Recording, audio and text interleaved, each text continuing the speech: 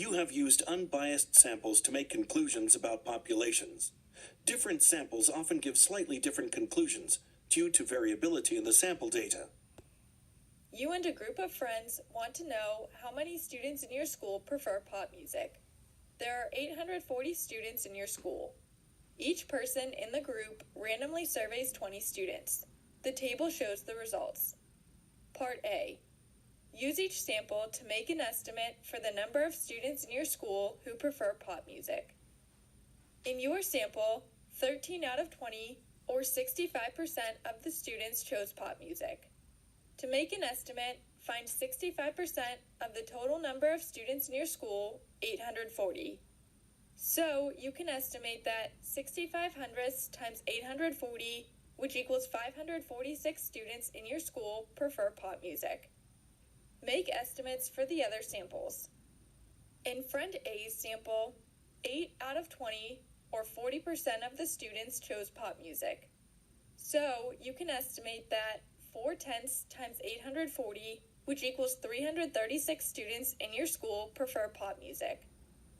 In friend B's sample, 10 out of 20, or 50% of the students chose pop music. So you can estimate that 5/10 times 840, which equals 420 students in your school, prefer pop music.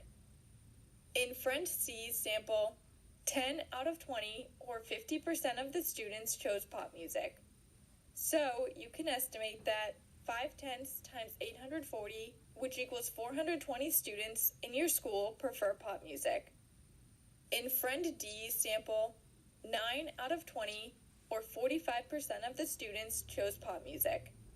So you can estimate that 45 hundredths times 840, which equals 378 students in your school, prefer pop music.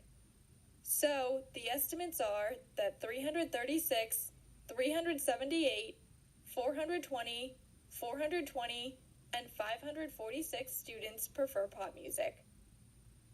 Part B. Describe the center and the variation of the estimates. The estimates have a median of 420 students and a range of 546 minus 336, which equals 210 students. You want to know the mean number of hours students with part-time jobs work each week. At each of 6 schools, you randomly survey 10 students with part-time jobs. Your results are shown. Part A. Use each sample to make an estimate for the mean number of hours students with part-time jobs work each week. Describe the variation of the estimates. Find the mean of each sample. Recall that the mean of a dataset is the sum of the data divided by the number of data values. Each sample has 10 data values. For sample A, the sum of the data is 70. So the mean is 70 divided by 10, which equals 7.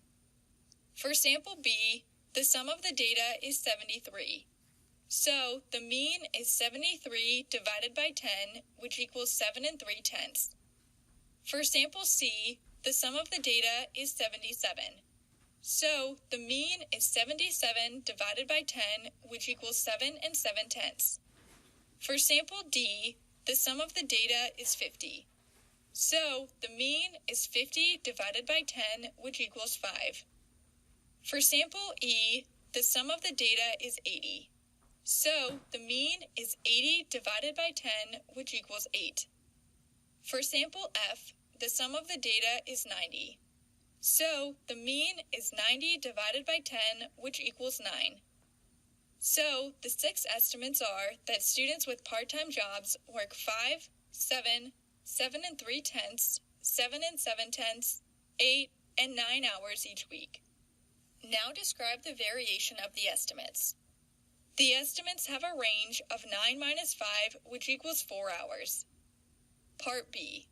Use all 6 samples to make one estimate for the mean number of hours students with part-time jobs work each week.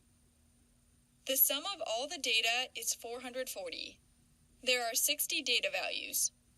So, the mean of all sample data is 440 divided by 60, which equals 7 3/10 repeated hours. So, you can estimate that students with part-time jobs work 7 3/10 repeated hours each week.